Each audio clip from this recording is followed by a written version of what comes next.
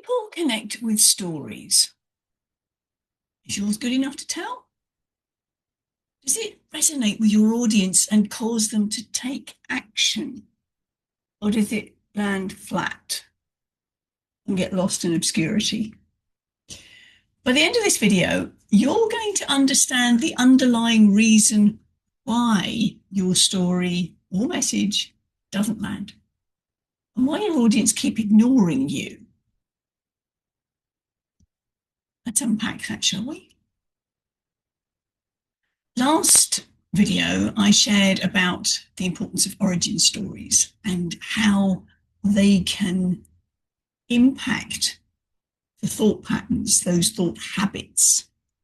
And I want to share with you this week, as I promised last week, my origin story and why it's so important, because it's the stories behind what you do that are really important. And that's where your audience connects with your story. So let me share with you. I mentioned it last week. When I was 2, I had to stay in hospital because I needed surgery on my finger. Back in the 60s, parents weren't allowed to stay in hospital with their children. So my earliest memory, which I didn't remember for over 50 years, let's hold that one in tension here, was that my voice didn't matter because I was shouting and screaming for my mother and she didn't come for me. She couldn't, but I didn't know that. So the decision that this little 2-year-old made and the story she's been telling herself for years and years later was my voice doesn't matter. Everybody else's does. I hinted last week that unconscious script, that internal script had been running the show.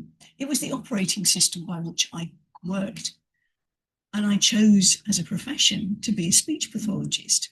You know, everybody else's voice matters. I didn't want anybody to go through that my voice doesn't matter scenario. Not on my watch.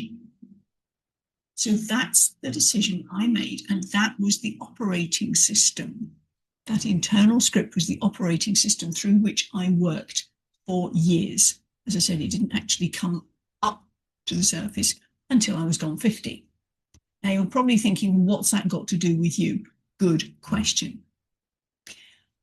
Can you see how the everybody else's voice matters, mine doesn't, would also impact on my business and on my presentations and how I came across to potential clients?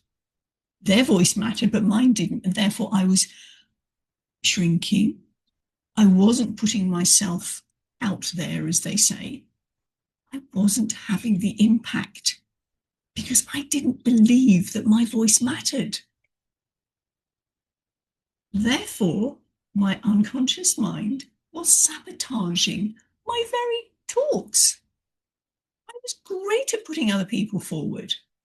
I was coaching people brilliantly. I was head speaker coach at TEDx University of Western Australia for 5 years. But me, different matter. Can you see how last week I suggested that you followed the cookie crumbs back? Where was a decision that you made probably very early on in life, even maybe before you remember it consciously, where you made a meaning of something that happened,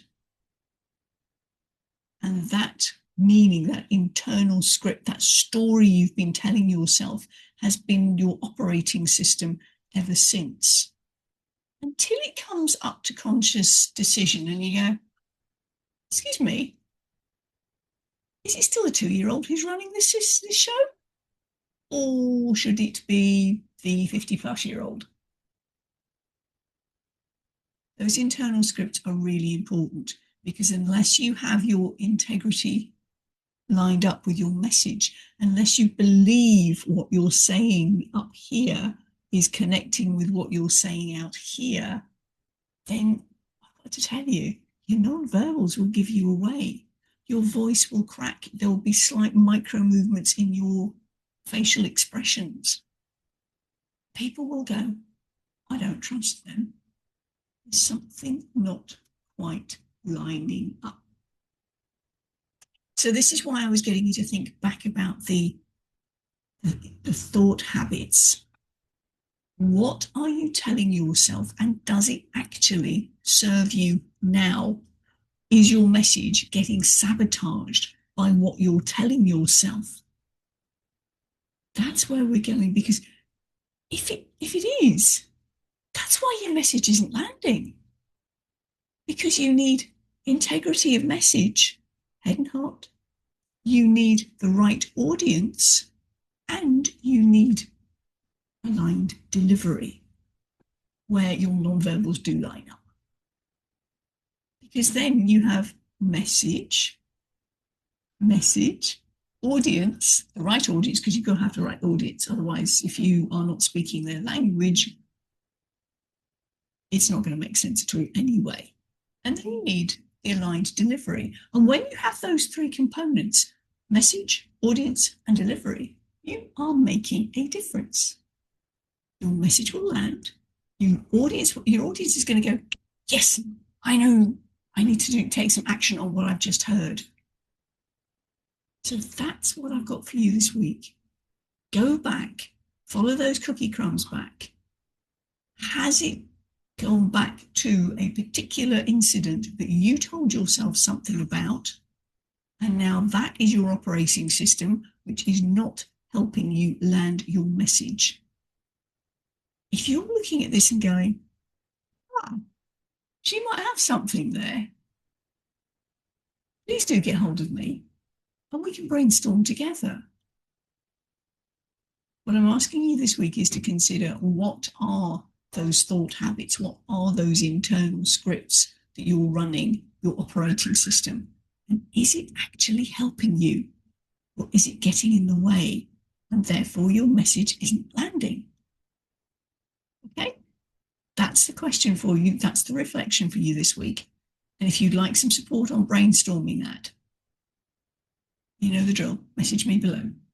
For now, bye from me.